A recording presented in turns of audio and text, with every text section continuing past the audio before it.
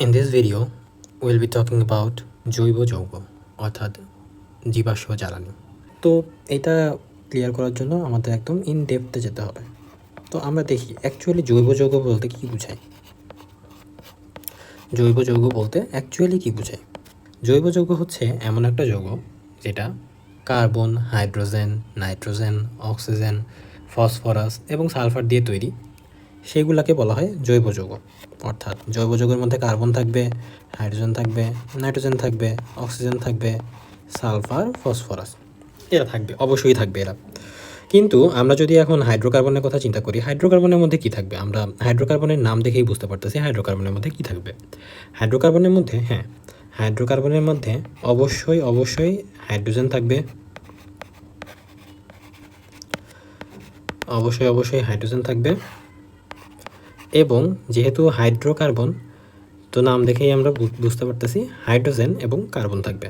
তাহলে এই দুইটা জিনিসকে আমরা এমনভাবে সংজ্ঞায়িত করতে পারি যে যেসব কার্বনের যৌগসমূহে carbon, hydrogen, nitrogen, oxygen, sulphur, phosphorus এগুলো বিদ্যমান থাকে সেগুলোকে বলা হয় জৈব যৌগ। আর কার্বন এবং হাইড্রোজেনের সমন্বয়ে গঠিত যৌগগুলোকে বলা হয় হাইড্রোকার্বন। এই সংক্ষিপ্ত আলোচনা থেকে এখান থেকেই বুঝতে পারলাম যে সকল হাইড্রোকার্বনই হচ্ছে জৈব যৌগ, কিন্তু সকল জৈব যৌগই হাইড্রোকার্বন না। অর্থাৎ জৈব যৌগের মধ্যে এমন যৌগও থাকতে পারে যেটা হাইড্রোকার্বন হবে না। তাহলে এই জৈব যৌগকে আবার ক্লাসিফিকেশন করা যায়। তাহলে ওভারঅল আমরা যেটা দেখতে পাচ্ছি সেটা হচ্ছে জৈব যৌগ বা হাইড্রোকার্বনকে দুই ভাগে ভাগ করা যায়। একটা হচ্ছে অ্যালিফ্যাটিক হাইড্রোকার্বন আর একটা হচ্ছে অ্যারোমেটিক হাইড্রোকার্বন। অ্যালিফ্যাটিক হাইড্রোকার্বনকে আবার দুই ভাগে ভাগ করা যায়, সেটা হচ্ছে মুক্ত শিকল হাইড্রোকার্বন আর একটা হচ্ছে বদ্ধ শিকল হাইড্রোকার্বন। বদ্ধ শিকল এবং মুক্ত শিকলকেও দুই ভাগে ভাগ করা যায়, সেটা হচ্ছে সম্পৃক্ত আর একটা হচ্ছে অসম্পৃক্ত। তাহলে এই জৈব যৌগের পার্ট থেকে জানতেছি আমরা এটা কার্বন, হাইড্রোজেন, অর্থাৎ এটা হাইড্রোকার্বনও হতে পারে অথবা যে কোনো carbon, hydrogen, nitrogen, oxygen, phosphorus, sulphur সেটারও হতে পারে। অ্যালিফ্যাটিক দ্বারা কী বোঝায়? অ্যালিফ্যাটিক হাইড্রোকার্বন দ্বারা কী বোঝায়? অ্যালিফ্যাটিক হাইড্রোকার্বন দ্বারা বোঝায় যেটা হচ্ছে অ্যাকচুয়ালি চর্বিজাত। চর্বি জাতীয় জৈব যৌগগুলোকেই বলা হয় অ্যালিফ্যাটিক হাইড্রোকার্বন। জৈব যৌগ মানে কি? জৈব যৌগ মানে যেটা পরিবেশ থেকে পাওয়া যায়। তো চর্বি জাতীয় যেই জৈব যৌগগুলো আছে সেটাকে বলা হয় অ্যালিফ্যাটিক হাইড্রোকার্বন। এবং আরেকটা বিশেষ গুণ আছে সেটা হচ্ছে এটার কোনো গন্ধ নেই। অ্যালিফ্যাটিক হাইড্রোকার্বনের কোনো গন্ধ নেই। সেমভাবে অ্যারোমেটিক হাইড্রোকার্বন, এটা চর্বিজাত না কিন্তু এটাতে গন্ধ আছে। এটা সুগন্ধিও হতে পারে, দুর্গন্ধও হতে পারে। দুর্গন্ধীয় হতে পারে। ওকে, তাহলে অ্যালিফ্যাটিক হাইড্রোকার্বনে গন্ধ নেই, অ্যারোমেটিক হাইড্রোকার্বনে গন্ধ আছে। মুক্ত শিকল মানে কি? মুক্ত শিকল মানে মুক্ত অবস্থায় শিকল দ্বারা যুক্ত থাকবে আরেকটার সাথে। কার্বনগুলো মুক্ত অবস্থায় শিকল দ্বারা যুক্ত থাকবে। আর বদ্ধ শিকল মানে কার্বনগুলো বদ্ধ অবস্থায় আরেকটার সাথে যুক্ত থাকবে, তখন এটাকে বলা হবে বদ্ধ শিকল।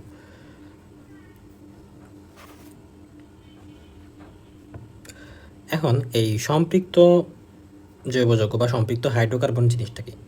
সম্পৃক্ত হাইড্রোকার্বন অনলি যখন কার্বন কার্বন একক বন্ধন দ্বারা যুক্ত থাকবে তখন এটাকে বলা হবে সম্পৃক্ত জৈব যৌগ বা সম্পৃক্ত হাইড্রোকার্বন।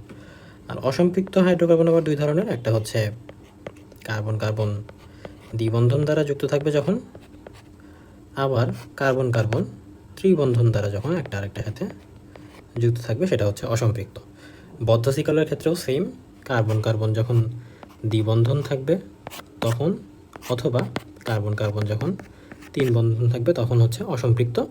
আর সম্পৃক্ত কখন? সম্পৃক্ত তখনই হবে যখন কার্বন কার্বন একক বন্ধন থাকবে। সম্পৃক্ত হাইড্রোকার্বন যেটা,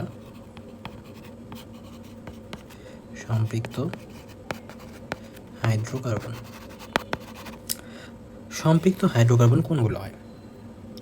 মূলত যেই সব হাইড্রোকার্বনের কার্বন কার্বন এক বন্ধন থাকে সেইগুলা হচ্ছে সম্পৃক্ত। এখন এদেরকে বলা হয় অ্যালকেন, অর্থাৎ কার্বন কার্বন এক বন্ধন থাকলে তাদেরকে আমরা বলতেছি অ্যালকেন। অসম্পৃক্ত হাইড্রোকার্বন কারা? এখানে যদি আমি লিখি অসম্পৃক্ত হাইড্রোকার্বন অসম্পৃক্ত হাইড্রোকার্বন কারা? অসম্পৃক্ত হাইড্রোকার্বন আমরা আগেই বলেছি যাদের কার্বন কার্বন দ্বিবন্ধন থাকবে তারা হচ্ছে অসম্পৃক্ত হাইড্রোকার্বন, অথবা যাদের কার্বন কার্বন ত্রিবন্ধন থাকবে তারাই হচ্ছে অসম্পৃক্ত হাইড্রোকার্বন। ওকে, তো এই অসম্পৃক্ত হাইড্রোকার্বনে যখন দ্বিবন্ধন থাকবে তখন এটাকে বলবো আমরা অ্যালকিন।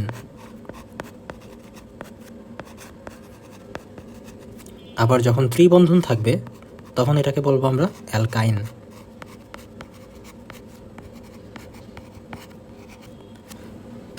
তাহলে আমরা সম্পৃক্ত হাইড্রোকার্বনকে শুধু অ্যালকেন বলতে পারি, আর অসম্পৃক্ত হাইড্রোকার্বনকে আমরা অ্যালকিন এবং অ্যালকাইন এই দুই রূপে বলতে পারি। ওকে, এখন আমরা দেখব কিভাবে আমরা বুঝবো এটা অ্যালকিন, অ্যালকাইন অথবা অ্যালকেন কোন শ্রেণীর অংশ, এটা আমরা কিভাবে বুঝবো। এটা বোঝার জন্য আমরা এই সূত্রটা ইউজ করব।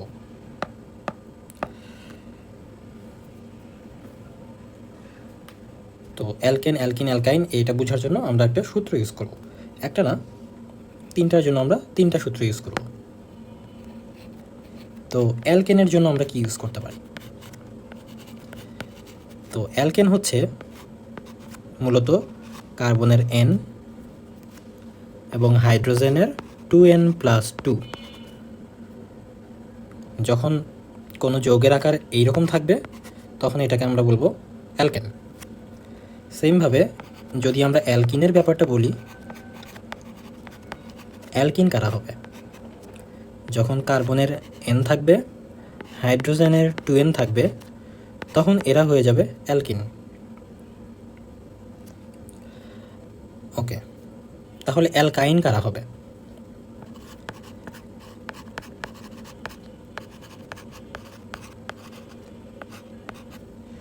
যখন কার্বনের N থাকবে এবং হাইড্রোজেনের 2N-2 থাকবে তখন এরা হয়ে যাবে অ্যালকাইন।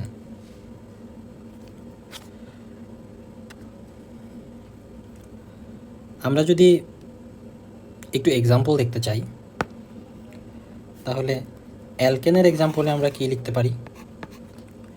কার্বনকে যদি আমরা 3 ধরি, হাইড্রোজেনের সংখ্যা হয়ে যাবে 3 × 2 + 2, তাহলে আলটিমেটলি আমরা পাচ্ছি C3H8। এইটা হয়ে যাবে অ্যালকেনের জন্য। সেমভাবে আমরা যদি অ্যালকিনের জন্য চিন্তা করি তাহলে C3 হবে এবং H6 হবে, এইটা হবে অ্যালকিনের জন্য। আবার যদি আমরা অ্যালকাইনের জন্য চিন্তা করি তাহলে এটা হবে C3 এবং H4, তাহলে এটা হয়ে যাবে অ্যালকাইনের সংকেত। এইখান থেকে আমরা যে সংকেতগুলো পাচ্ছি, এই যে তিনটা সংকেত, এগুলোকে বলা হয় আণবিক সংকেত। আণবিক সংকেত। তাহলে আমরা সূত্র পেলাম, আণবিক সংকেত পেলাম, এবার এটারই আবার গাঠনিক সংকেত থাকে। তো গাঠনিক সংকেতটা কিভাবে করে এটা আমরা এখন দেখব।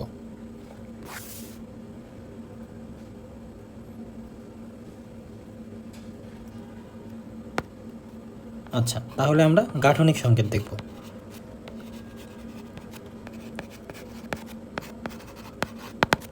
গাঠনিক সংকেতের জন্য প্রথমে আমরা অ্যালকেনকে চিন্তা করব। অ্যালকেনের আমরা যে কোনো একটা এক্সাম্পল নিয়ে নিই, যেমন C3H8, এটাকে আমরা নিতে পারি। তো যদি এটাকে নিই তাহলে এটার নাম হয়ে যাবে আণবিক সংকেত।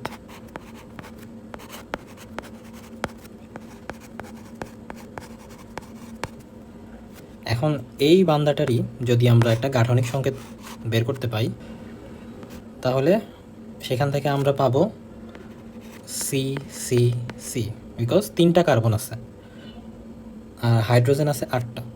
তো হাইড্রোজেনকে আমরা কীভাবে ফিল আপ করবো? আমরা কার্বনের যোজনী দেখে নেব। কার্বনের যোজনী হচ্ছে 4, তাহলে এই কার্বনের সাথে আরও 4 অণু যুক্ত হলে এই কার্বনটার অষ্টক পূর্ণ হবে। দ্যাটস ওয়াই এই কার্বনের সাথে এইরকমভাবে 4টা হাত থাকবে। 4টা হাতে এক যোজি যে কোনো কিছু বসতে পারে। এক যোজি যদি হাইড্রোজেন বসে তাহলে এইভাবে 4টা হাত পূর্ণ হয়ে যাবে। তাহলে এখানে হাইড্রোজেন যদি বসাতে চাই তাহলে আমাদের অবশ্যই এখানে আরও 3টা হাইড্রোজেন বসাইতে হবে তাহলে কার্বনের 3টা যোজনী পূর্ণ হয়ে গেল, আর 4 নম্বর যোজনীটা পূর্ণ হবে এই হাতে।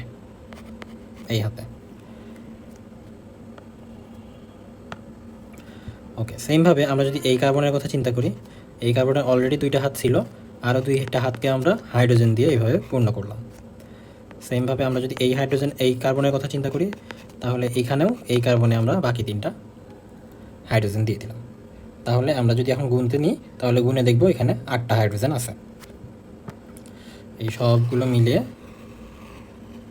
এখানে এখানে এখানে এখানে সব মিলিয়ে আমরা দেখতে পাবো 8টা হাইড্রোজেন আছে। ওকে, এখন এইটাকে বলা হচ্ছে, আমরা এখানে যে ফলাফলটা পেলাম, এই ফলাফলটাকে বলা হচ্ছে গাঠনিক সংকেত।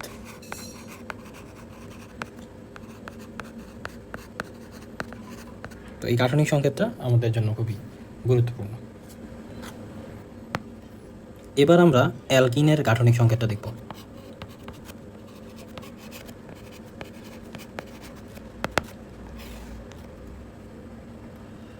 যে কোনো একটা অ্যালকিন আমরা নিয়ে নিই, ধরে নিই C3H6 এরকম একটা অ্যালকিন দেওয়া ছিল। তো সেমভাবে এটাকে বলা হচ্ছে আণবিক সংকেত। এখান থেকে যদি আমরা গাঠনিক সংকেত বের করতে চাই, তাহলে আগের মতোই আমরা 3টা কার্বন লিখে নিব, এবং এখানে হাইড্রোজেন আছে 6টা। তো আমরা যদি 6টা হাইড্রোজেনকে পূর্ণ করতে চাই, এখানে আসবে 3টা হাইড্রোজেন, এখানে আসবে 2টা হাইড্রোজেন, আর এখানে আসবে 1টা হাইড্রোজেন।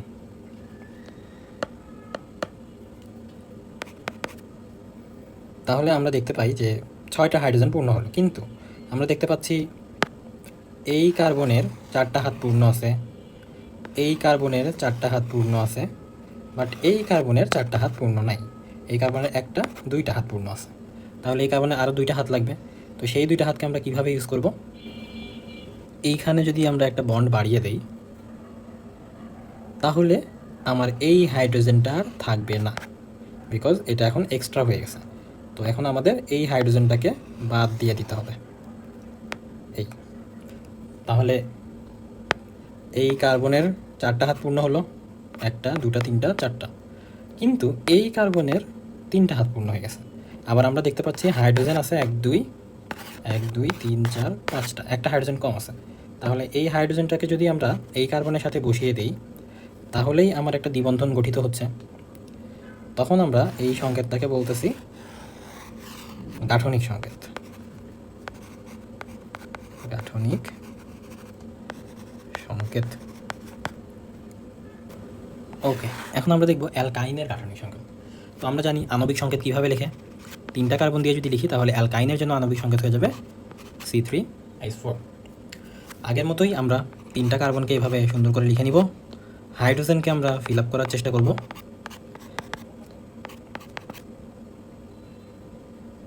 আর কার্বনের হাতগুলোকে আমরা ফিল আপ করার চেষ্টা করব। এখন আমরা যদি এই যোগের কথাই চিন্তা করি, তাহলে অবশ্যই ট্রিপল বন্ড থাকবে। অ্যালকাইন হওয়ার জন্য অবশ্যই ট্রিপল বন্ড থাকবে। তাহলে যদি এখানে ট্রিপল বন্ড থাকে, তাহলে এই কার্বনের সাথে অলরেডি 3টা বন্ড আছে, এই কার্বনের সাথে আরেকটা বন্ড হবে। তাহলে এই কার্বনের সাথে আরেকটা বন্ড যাবে কোথায়? দেখো, খেয়াল করো, এই কার্বনে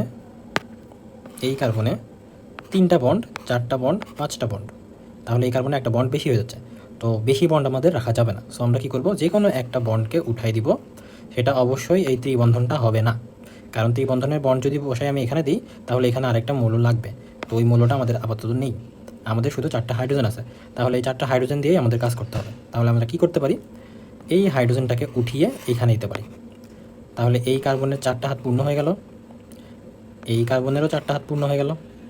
তাহলে আমাদের ত্রিবন্ধন হয়ে যাবে। ওকে, তাহলে আমরা এটা মুছে দিয়ে এইটাকে আমরা বসিয়ে দিব এখানে। তাহলে এই কার্বনেরও 4টা হাত পূর্ণ, এই কার্বনেরও 4টা হাত পূর্ণ। তাহলে এটাকে আমরা বলবো গাঠনিক সংকেত, অ্যালকাইনের গাঠনিক সংকেত।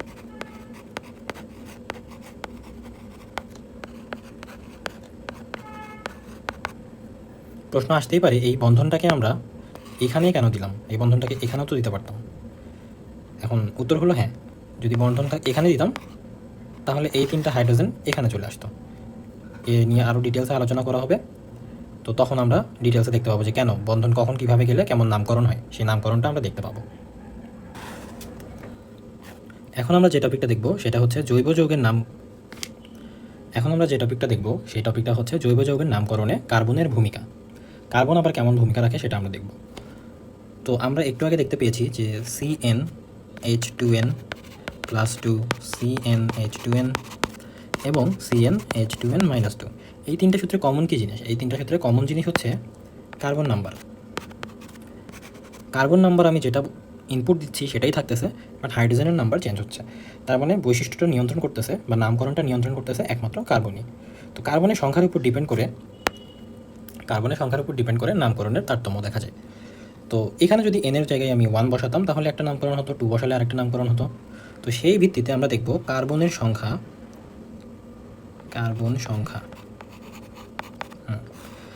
সংখ্যা যখন 1 থাকে তখন এটা নামকরণের সময় মিথ যুক্ত হয় নামকরণে। কার্বন সংখ্যা যখন 2 থাকে তখন নামকরণে ইথ যুক্ত হয়। কার্বন সংখ্যা যখন 3 থাকে তখন নামকরণে প্রোপ যুক্ত হয়। কার্বন সংখ্যা যখন 4 থাকে তখন নামকরণে বিউট যুক্ত হয়। কার্বন সংখ্যা যখন 5 থাকে তখন নামকরণে পেন্ট যুক্ত হয়। কার্বন সংখ্যা যখন 6 থাকে তখন নামকরণে হেক্স যুক্ত হয়। কার্বন সংখ্যা যখন 7 থাকে তখন নামকরণে হেপ্ট যুক্ত হয়। কার্বন সংখ্যা যখন 8 থাকে তখন নামকরণে অক্ট যুক্ত হয়। সেমভাবে 9 থাকলে নন এবং কার্বনের সংখ্যা 10 থাকলে ডেক। তাহলে নামকরণে এই জিনিসগুলো যুক্ত হয়। ওকে, তাহলে যদি আমি এই অ্যালকেনের সূত্রে কার্বনের সংখ্যা 4 বসাতাম তাহলে হাইড্রোজেনের সংখ্যা অবশ্যই আসতো 10। ওকে, সেই সূত্র অনুযায়ী কার্বন সংখ্যার সূত্র অনুযায়ী কার্বন যখন 4 থাকে তখন আমরা ওটাকে বলতাম বিউট। 1 থাকলে মিথ, 2 থাকলে ইথ, 3 থাকলে প্রোপ, 4 থাকলে বিউট। তাহলে এই অ্যালকেনের নামের সাথে একটা বিউট আসবে। কার্বন সংখ্যা 4 আসার জন্য বিউট আসবে। এখন আমাদের মনে রাখতে হবে অ্যালকেনের যখন নামকরণ করা হয় তখন অ্যালকেনের সাথে এই কার্বন সংখ্যার যে নামকরণটা আমরা পেয়েছি সেটার সাথে একটা এক্সট্রা করে এন যুক্ত হয়। অ্যালকেনের জন্য এন যুক্ত হয়। তাহলে এই C4H10 এর এটার নাম হয়ে যাবে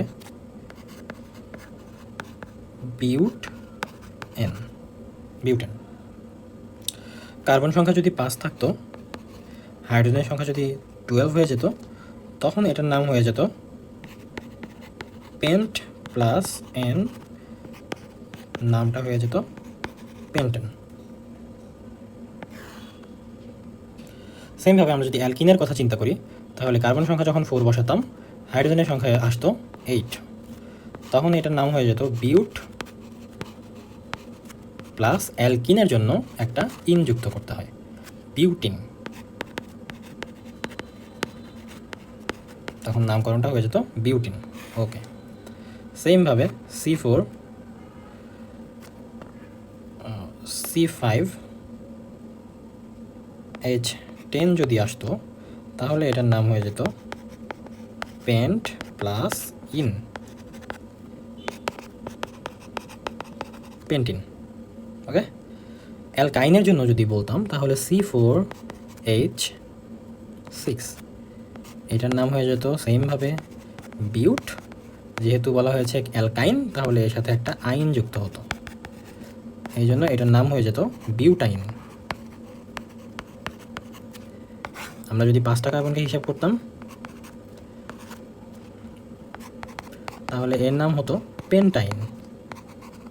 6টা কার্বন করলে হেক্সাইন, 7টা কার্বন করলে হেপটাইন, 8টা কার্বন করলে অকটাইন, 9টা কার্বন করলে ননাইন, আর 10টা কার্বন করলে ডেকাইন। এরকমভাবে নামকরণটা হতো। এখন এই প্রতিস্থাপক কী বা প্রতিস্থাপক কারা? প্রতিস্থাপক হচ্ছে যারা হাইড্রোজেনকে সরানোর ক্ষমতা রাখে।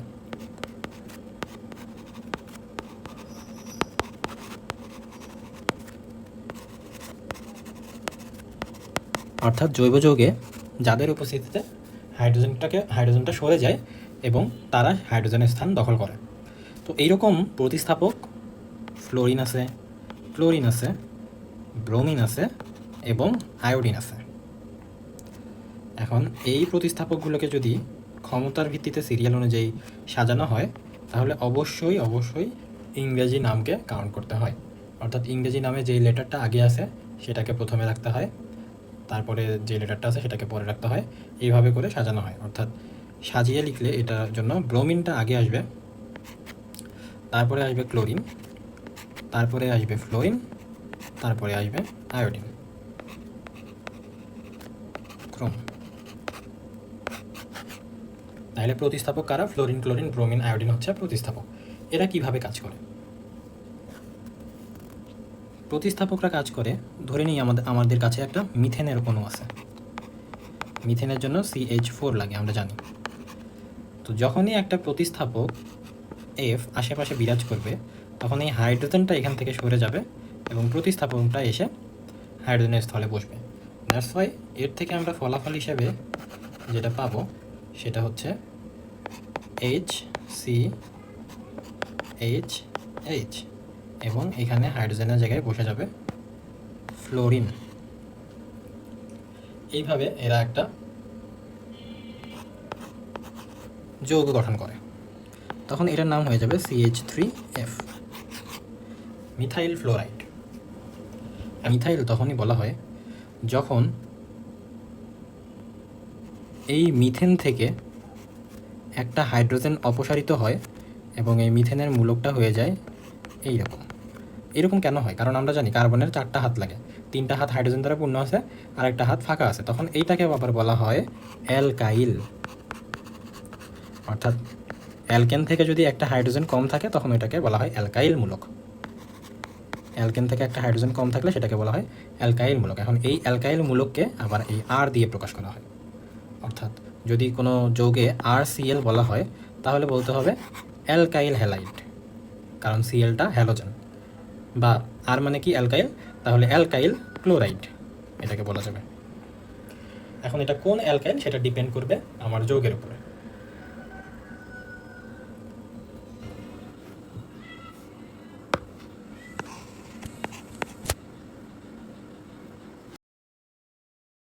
আচ্ছা, কার্যকরী মূলকের সংজ্ঞাটা তাহলে কীভাবে লেখা যায়? জৈব যৌগে কার্যকরী মূলক বলতে বোঝায় ওই যৌগের অণুতে উপস্থিত এমন পরমাণু বা এমন মূলক। এমন পরমাণু কোনগুলো? এমন পরমাণু হচ্ছে যেমন হতে পারে ক্লোরিন, ব্রোমিন, আয়োডিন। আর মূলকগুলো কি? অ্যালকাইল মূলক। যেমন অ্যালকাইল মূলক বলতে আমরা কি জানি? অ্যালকাইল মূলক বলতে আমরা আর, তারপরে আরও অনেক আছে, সিও মূলক, রাইট, সিও মূলক, কার্বক্সিলিক মূলক, এগুলো সবই অ্যালকাইল মূলক বা এক এক ধরনের মূলক, এগুলোকে এক এক ধরনের নাম দেওয়া হয়। তো যাই হোক, পরমাণু কোনগুলো? ক্লোরিন, ব্রোমিন, আয়োডিন, এরকম অনেক পরমাণু হতে পারে, বাট আমাদের মূলকগুলো হচ্ছে এই আর মূলক মেইনলি। আর মূলক মানেই হচ্ছে কার্বন থাকবে, হাইড্রোজেন থাকবে, কার্বন হাইড্রোজেনের একটা সমতা করে থাকবে। এখন এমন কিছু পরমাণু বা মূলক যা জৈব যৌগের রাসায়নিক বিক্রিয়া নিয়ন্ত্রণ করে, যা কি করে? জৈব যৌগের রাসায়নিক বিক্রিয়াকে নিয়ন্ত্রণ করে। অর্থাৎ জৈব যৌগের সাথে আমরা যদি কোনো অ্যাসিড অথবা ক্ষার বিক্রিয়া করাই তখন হচ্ছে আমরা দেখতে পাবো এটা এক এক ধরনের ধর্ম প্রদর্শন করতেছে। এখন ওই ধর্ম অনুসারে এই বিক্রিয়াটা কিভাবে হবে, কেমন হবে, এটাকে নিয়ন্ত্রণ করবে। আবার বলছে যে এবং সমগোত্রীয় শ্রেণীর পরিচায়ক সব সমগোত্রকের বেলায় একই বিক্রিয়া প্রদর্শন করে। অর্থাৎ এই যে কার্যকরী মূলকটা অথবা আমরা এই যে মূলক অথবা পরমাণুকে আমরা যোগ করলাম জৈব যৌগের সাথে, এই যোগ করার ফলে এটার একটা নির্দিষ্ট ধর্ম হয়ে গেল সেই জৈব যৌগের। সেই নির্দিষ্ট ধর্ম অনুযায়ী আমরা বলতে পারি এটা কোন শ্রেণীর জৈব যৌগ হবে। আমরা যদি এটাকে বক্স করে চিন্তা করি তাহলে শ্রেণী হতে পারে এ শ্রেণী, বি শ্রেণী অথবা আরও শ্রেণী থাকতে পারে। তো সেই অনুযায়ী আমরা বুঝতে পারবো এই একটা জৈব যৌগ এ শ্রেণীর হবে নাকি বি শ্রেণীর হবে নাকি অন্য কোনো শ্রেণীর হবে। তো যে শ্রেণীরই হোক না কেন, এই টাইপের শ্রেণী সব সমগোত্রকের বেলায়, অর্থাৎ এই টাইপের শ্রেণী যত ধরনের জৈব যৌগ আছে সবার বেলায় একই বিক্রিয়া প্রদর্শন করবে। এটাই হচ্ছে কার্যকরী মূলকের সংজ্ঞা। কার্যকরী মূলক আসলে কারা? একটু আগে আমরা এক্সাম্পল দিয়েছিলাম, কার্যকরী মূলক কোনো পরমাণু হইতে পারে অথবা কোনো মূলক হইতে পারে, অ্যালকাইল মূলক টাইপের। তাহলে কার্যকরী মূলক আসলে কারা? তো শুধু কার্যকরী মূলক আসলে কারা সেটা আমরা জানবো না, আমরা এটার একটা ক্রম জানবো। সেই ক্রমটা অগ্রাধিকার ক্রম অনুসারে আমরা জানবো, অর্থাৎ কোনটা বেশি গুরুত্বপূর্ণ, কোনটার পাওয়ার বেশি, এইভাবে আমরা জানবো। তো অগ্রাধিকার ক্রমকে আমরা নিচ থেকে উপরের দিকে ডিনোট করলাম। আমরা অগ্রাধিকার ক্রমটিকে নিচ থেকে উপরের দিকে ডিনোট করলাম। তাহলে সবার উপরে যেটা থাকবে তার শক্তি সবচেয়ে বেশি, তার পাওয়ার সবচেয়ে বেশি। তার অগ্রাধিকার সবচেয়ে বেশি, জন্মসূত্রে তার অগ্রাধিকার বেশি।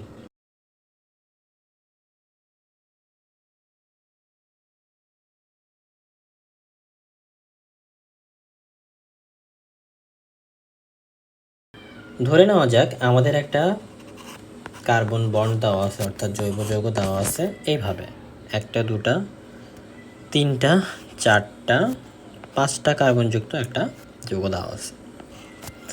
এর সাথে একটা ব্রোমিন মূলক যুক্ত করা আছে, একটা আয়োডিন মূলক যুক্ত করা হচ্ছে। ওকে, এখন এই কার্বন কার্বন এইভাবে বন্ড থাকা মানে কি? এইভাবে বন্ড থাকা মানে আমরা বুঝতে পারি এখানে 3টা হাইড্রোজেন অবশ্যই থাকবে, এইখানে 2টা হাইড্রোজেন অবশ্যই থাকবে, তাহলে কার্বনের 4টা হাত পূর্ণ হবে। এখানেও 2টা হাইড্রোজেন অবশ্যই থাকবে, আর এখানেও আবার আগের মতোই 3টা হাইড্রোজেন। এইটাকে যদি নামকরণ করা হয় তাহলে এটার নাম কি হওয়া উচিত? দেখে নেওয়া যাক এখানে কার্বন আছে কয়টা, 1টা 2টো 3টা 4টা 5টা কার্বন বিদ্যমান। 5টা কার্বন বিদ্যমান থাকা মানে আমরা বুঝতেছি এখানে পেন্ট যুক্ত কিছু একটা হবে। 1টা কার্বন থাকলে মিথ হয়, 2টা কার্বন থাকলে ইথ হয়, 3টা কার্বন থাকলে প্রোপ হয়, 4টা কার্বন থাকলে বিউট হয়, 5টা কার্বন থাকলে পেন্ট হয়। তো অবশ্যই পেন্ট নামে কিছু একটা হবে। এখন দেখতে হবে আমার মূলকগুলো কোথায় যুক্ত আছে। যে কোনো মূলক যুক্ত থাকতে পারে, অ্যালকাইল মূলক যুক্ত থাকতে পারে, ফ্যাটি অ্যাসিড মূলক যুক্ত থাকতে পারে, কার্বক্সিলিক মূলক যেটা, অন্য কোনো মূলকও যুক্ত থাকতে পারে। তো আগে দেখতে হবে যে আমার মূলক কোথায় যুক্ত আছে। যেখানেই মূলক যুক্ত থাকে সেখান থেকেই আমাদের সিকলটাকে কাউন্ট করতে হয়। অর্থাৎ মূলক যেহেতু এখানে যুক্ত আছে, এখান থেকে কার্বন যেখানে কাছে হবে, যেদিকে কাছে হবে সেদিক থেকে কাউন্ট করতে হবে। তাহলে এখানে যদি দেখা হয় তাহলে এখানে মূলকের অবস্থান, কার্বন এই দিকে আসছে, এইদিকে আছে, এইদিকে কার্বন সংখ্যা বেশি, 1 2 3 4 দূরত্ব বেশি, আর এদিকে দূরত্ব শুধু 1। এই জন্য আমাদের যেখান থেকে কাছে হবে সেখান থেকে কাউন্ট করে নিতে হবে। আমরা দেখতে পারতেছি ব্রোমিনের অবস্থানটা 2 নাম্বার কার্বনে অবস্থিত।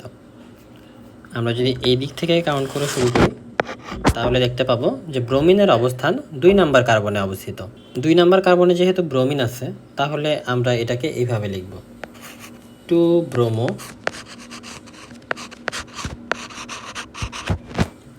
সেমভাবে 2 নাম্বার কার্বনে একটা আয়োডিনও যুক্ত আছে, তাহলে সেমভাবে আবার এটাকে লিখব 2 আয়োডো।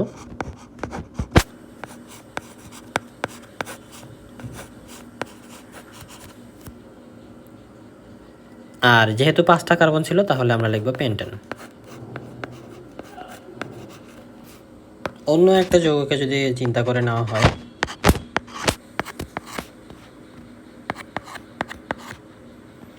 এখানে যদি ফ্লোরিন যুক্ত থাকে, এখানে যদি আরেকটা ফ্লোরিন যুক্ত থাকে, তাহলে আমরা দেখতে পাচ্ছি ফ্লোরিনের অবস্থানটা এই দিক থেকে কাছে হচ্ছে, এই দিক থেকে কাউন্ট করলে কাছে হবে। তাহলে আমরা এটাকে কিভাবে লিখতে পারি? আমরা লিখতে পারি যেহেতু 2টা ফ্লোরিনই আছে, মূলক 2টাই ফ্লোরিন মূলক আছে, তাহলে আমরা লিখব ফ্লোরিনের অবস্থানটা আগে লিখব। অবস্থানটা হচ্ছে 2 নাম্বার অবস্থানে, আরেকটা আছে 3 নাম্বার অবস্থানে। এই যে 2 নাম্বার অবস্থান এবং 3 নাম্বার অবস্থান, তাই লিখব আমরা 2 3, একটা টান দিব, তারপর লিখব ডাই ফ্লোরো, 2 3 ডাই ফ্লোরো। 5টা কার্বন যেহেতু আছে তাহলে আমরা লিখব পেন্টেন। এরকমভাবে যদি কিছু একটা থাকে তাহলে সেমভাবে আমাদের এই দিক থেকে ইয়েটা কাছে হবে, এই দিক থেকে আমার কাউন্ট করলে কাছে হবে। তো তখন আমরা নামকরণটা কিভাবে করব? তখন আমরা নামকরণটা এইভাবে করব, যেহেতু 2 নাম্বার কার্বনে ফ্লোরিন আছে, 3 নাম্বার কার্বনেও ফ্লোরিন আছে, আবার 2 নাম্বার কার্বনে ক্লোরিন আছে, 3 নাম্বার কার্বনেও ক্লোরিন আছে, তাহলে আমরা লিখব 2 3 ডাইফ্লোরো এবং 2 3 ডাইক্লোরো পেন্টেন। তো সব জায়গায় আমরা কি দিব? যখন আমরা নাম্বারকে বুঝাবো তখন নাম্বারকে বোঝানোর জন্য আমরা কমা ইউজ করব, আবার যখন নামকে বুঝাবো নামকে বোঝানোর জন্য আমরা হাইফেন ইউজ করব। এখানে একটা হাইফেন ইউজ করা হয়েছে, এখানে একটা হাইফেন ইউজ করা হয়েছে, এখানে একটা হাইফেন ইউজ করা হয়েছে। ইংরেজি অক্ষর অনুসারে ক্লোরিনটা ফ্লোরিনের আগে আসে, তাই এই নামকরণটা তখন এরকম হয়ে যাবে। 2,3 die chloro 2,3 die fluoro pentane. ভিডিওটা পজ করে নামকরণ করার চেষ্টা করো।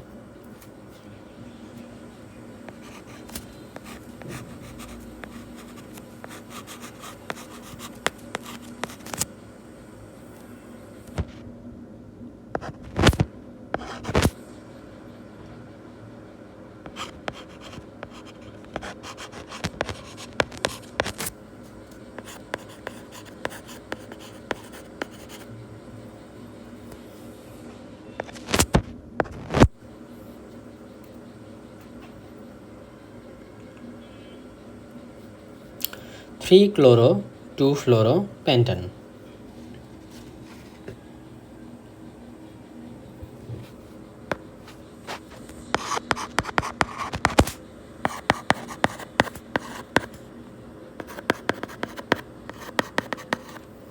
এরকম যদি থাকে, মাঝখানে এরকম ও থাকে, তাহলে এটার নামকরণ করা হয় এভাবে।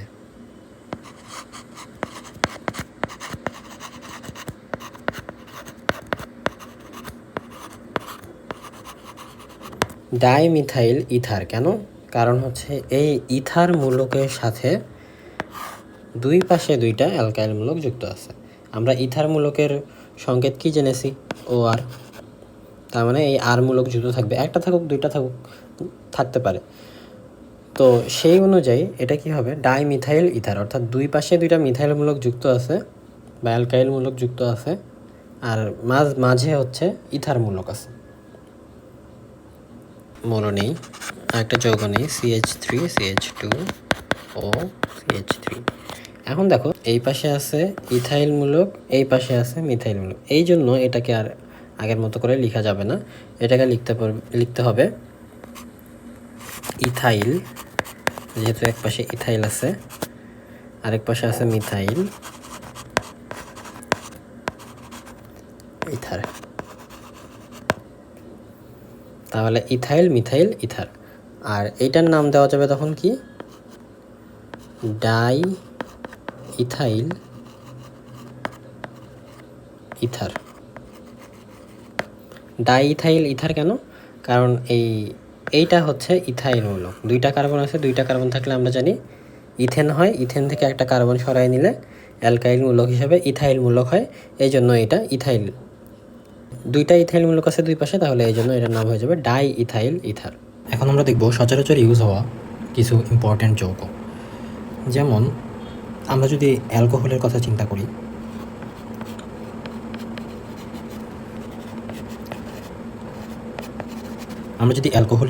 করি, তাহলে অ্যালকোহলকে কিভাবে প্রকাশ করা হয়? অ্যালকোহলকে প্রকাশ করার জন্য সূত্র আছে। সেই সূত্রটাকে আমরা যদি ইউজ করতে পারি তাহলে সূত্রটা হয় এরকম: CnH2n+1, এর সাথে একটা OH মূলক যুক্ত থাকে, অর্থাৎ অ্যালকোহল হওয়ার জন্য এই OH মূলকটা যুক্ত থাকবে। এটা আমরা আরও ডিটেলসে দেখব যখন আমরা কার্যকরী মূলক সম্পর্কে জানব। তাহলে অ্যালকোহল হওয়ার জন্য এই সূত্রটা প্লাস একটা OH মূলক, তাহলে অ্যালকোহল হওয়ার জন্য এই সূত্রটা লাগবে, সাথে একটা হাইড্রোক্সাইড মূলক যুক্ত থাকবে। যেমন আমরা যদি N এর ভ্যালু 3 বসাই, তাহলে আমাদের মূলকটা আসছে এরকম C3H7OH। তখন এটার নাম হয়ে যাবে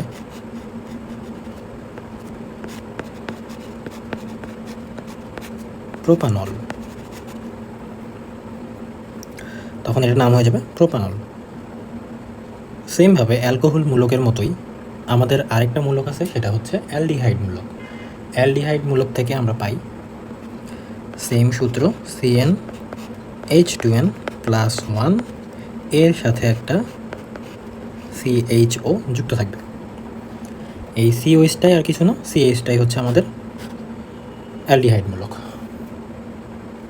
তাহলে এখান থেকে যদি আমরা অ্যালডিহাইড মূলকের একটা এক্সাম্পল নিতে পারি, C3H7CHO, তাহলে এটার নাম হয়ে যাবে তখন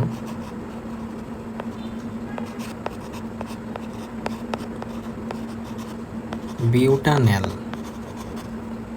বিউটানেল কারণ 4টা কার্বন আছে, এই জন্য মিথেন ইথেন প্রোপেন বিউটানেল হয়ে গেল।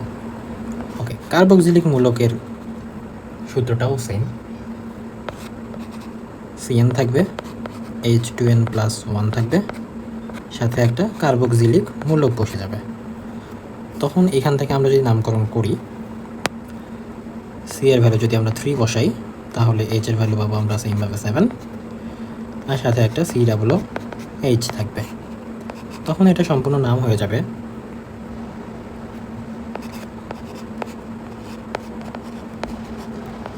Butanoic acid.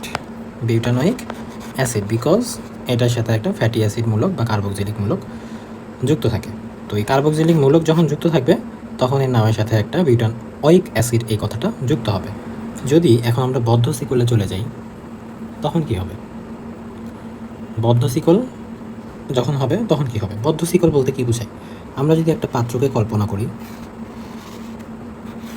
বা যদি আমরা একটা বৃত্তকে কল্পনা করি, বদ্ধ শিকল বলতে বোঝায় এই পাত্রের মধ্যেই জিনিসটা এইভাবে ঘোরাঘুরি করবে। যাত্রা যদি এখান থেকে শুরু হয়, সেটা এখানে শেষ হবে, আবার এখান থেকে শুরু হবে। সেমভাবে সাইক্লিক যৌগ এইভাবে শুরু হয়ে যেখান থেকে শুরু হলো সেই শুরু বিন্দুতে আবার শেষ হবে, আবার এইভাবে ঘুরতে থাকবে, কারণ ওর আর কোনো যাওয়ার জায়গা নেই। তো এইভাবে ঘুরতে থাকবে। তো এই ঘোড়াটা আমাদের সাইকেলের চাকার মতো দেখায়।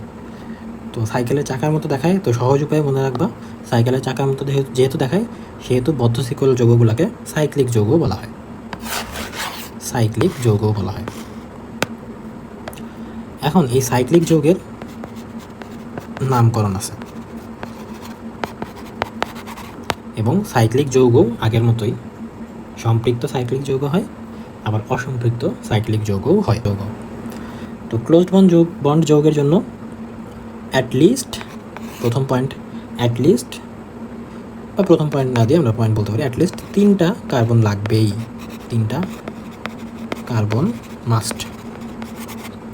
সাইক্লিক যৌগের জন্য 3টা কার্বন মাস্ট থাকতেই হবে, তাছাড়া এটা সাইক্লিক যৌগ হবে না। তো 3টা কার্বন কীভাবে থাকবে?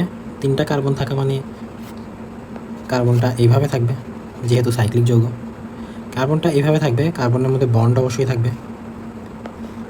আর যেহেতু আমরা সম্পৃক্ত বললাম, সম্পৃক্তর জন্য কার্বন কার্বন একক বন্ধন বিদ্যমান থাকবে। তাহলে এখানে কার্বন কার্বন একক বন্ধন বিদ্যমান আছে, এখানে কোনো দ্বিবন্ধন বিদ্যমান নাই। আবার যদি আমরা অসম্পৃক্তর কথা চিন্তা করি, তখন কার্বন কার্বন দ্বিবন্ধন থাকবে, অথবা কার্বন কার্বন ত্রিবন্ধন থাকবে। অর্থাৎ এখানে যদি একটা কার্বন থাকে, এইখানেও যদি একটা কার্বন থাকে, এইখানেও যদি একটা কার্বন থাকে, তখন এখানে যেই কোনো একটা হাতে দ্বিবন্ধন থাকবে অথবা ত্রিবন্ধন থাকবে। তো আমি যদি এখানে একটা দ্বিবন্ধন লাগিয়ে দিই, তাহলে এটা হয়ে যাবে অসম্পৃক্ত সাইক্লিক যৌগ। অসম্পৃক্ত সাইক্লিক যৌগের নাম কিভাবে করতে হয় সেটাও আমরা দেখাবো। তাহলে এটা হবে সাইক্লিক যৌগ সম্পৃক্ত, এটা হবে সাইক্লিক যৌগ অসম্পৃক্ত। এবার আমরা যদি সাইক্লিক যৌগের নামকরণে চলে যাই, তাহলে আমরা দেখতে পাবো, তাহলে এখানে আমরা বুঝতেই পারতেছি এখানে একটা CH2 থাকবে, কারণ কার্বনের 2টা হাতে ভেবে ফিল আপ হয়ে গেছে, আর 2টা হাত হাইড্রোজেন দ্বারা ফিল আপ হবে। এখানেও একটা H2 হবে, এখানেও একটা H2 হবে, কারণ কি কার্বনের 2টা হাত ফিল আপ হয়ে গেছে, এখানে 2টা হাত ফিল আপ হবে হাইড্রোজেন দিয়ে, এটাতেও হবে H2। এখন সাইক্লিক যৌগের নামকরণ করার সময় সবসময় একটা কথা মনে রাখতে হবে, সাইক্লো কথাটা উল্লেখ থাকবে নামকরণে। সাইক্লিক যৌগের নামকরণ সময় সবসময় এই সাইক্লো কথাটা উল্লেখ থাকবে। সাইক্লোর সাথে আমরা দেখতে হবে পরবর্তী নামকরণটা কেমন হয়। সাইক্লিক যৌগের জন্য যে কোনো কার্বনকে 1 নম্বর কার্বন ধরতে পারি আমরা, এটাকে চাইলে 1 নম্বর ধরতে পারি, এটাকেও 1 নম্বর ধরতে পারি, এটাকেও 1 নম্বর ধরতে পারি। তো যদি আমরা এটাকেই 1 নম্বর কার্বন ধরি, তাহলে এটাকে ধরবো 2, এটাকে 3, অথবা এটাকে 2, এটাকে 3। এখন যেখান দিয়ে আমরা 1 নম্বর কার্বন ধরছি সেখান দিয়ে আমরা হিসেব করবো। তাহলে যেহেতু 3টা কার্বন আছে, তাহলে অবশ্যই এই নামের সাথে কি থাকবে? প্রোপেন থাকবে।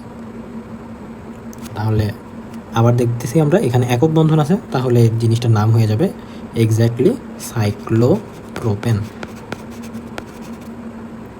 সাইক্লোপ্রোপেন। এই যৌগটাতেই যদি আমরা একটু ডিফারেন্ট করে লিখতাম তাহলে জিনিসটা এরকম হয়ে গেল। তখন এই সেমভাবে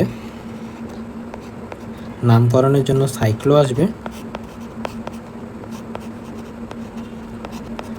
আসবে, এবং পরবর্তী অংশে মিথেন, ইথেন, প্রোপেন। প্রোপেনের সাথে যেহেতু দ্বিবন্ধন আছে তাহলে নামকরণে হয়ে যাবে প্রোপিন, সাইক্লোপ্রোপিন। আবার যদি আমরা আরেকটি যৌগ নিই, সেটা হচ্ছে সি, এখানে আমরা একটা ট্রিপল বন্ড নিয়ে নিলাম সি। এই ক্ষেত্রে নামকরণের জন্য সেমভাবে এখানে 2টা হাইড্রোজেন অবশ্যই থাকবে, CH2। এখন এই কার্বনটা এবং এই কার্বনটাই কী হবে, দেখা যাচ্ছে এই কার্বনটা এবং এই কার্বনটা 4টা হাত ফিল আপ হয়ে গেছে। তো এই কার্বনের সাথে আর এক্সট্রা কোনো হাইড্রোজেন যুক্ত হবে না। তখন এইটার নামকরণের জন্য আমাদের লিখতে হবে সাইক্লোপ্রোপাইন,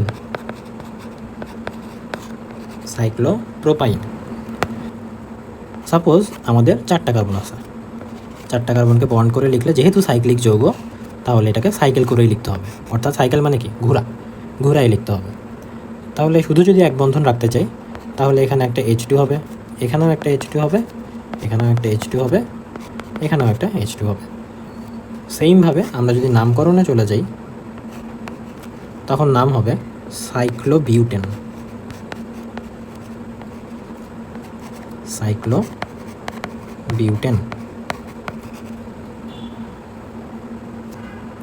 আবার যদি কোথাও একটা দ্বিবন্ধন হয়ে যেত তাহলে এখান থেকে একটা হাইড্রোজেন কমে যেত।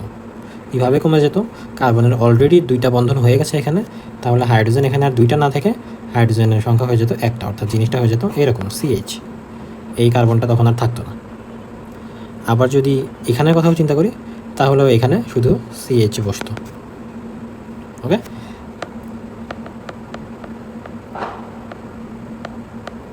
তাহলে এই হলুদ রং দিয়ে আমরা বুঝাচ্ছি দ্বিবন্ধনেরটা CH। এবার আমরা যদি অন্য সবুজ রং দিয়ে যদি আমরা ত্রিবন্ধনেরটা দেখাই, ত্রিবন্ধনেরটা দেখানোর আগে দ্বিবন্ধনের নামটা কেমন হতো, সাইক্লোবিউটিন।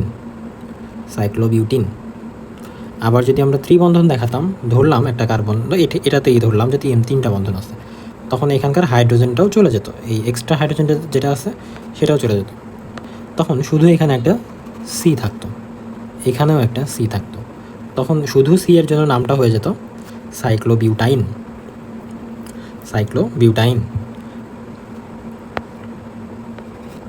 দ্বিবন্ধনের জন্য বন্ডটা হতো তাহলে এরকম,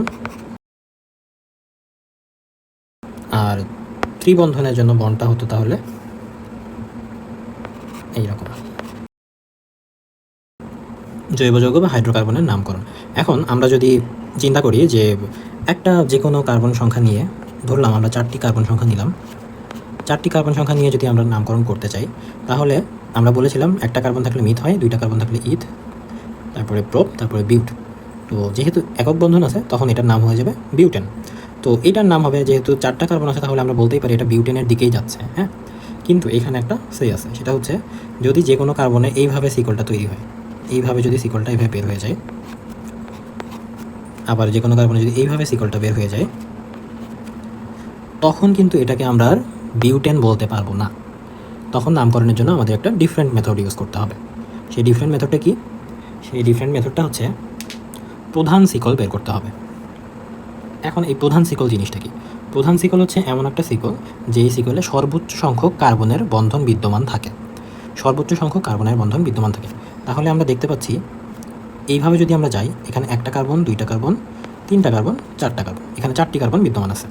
আবার যদি আমরা এখান থেকে যাই তাহলে দেখতে পাচ্ছি 1টা, 2টা, 3টা, 4টা, 5টা, 6টা, 7টা, 8টা কার্বন বিদ্যমান আছে।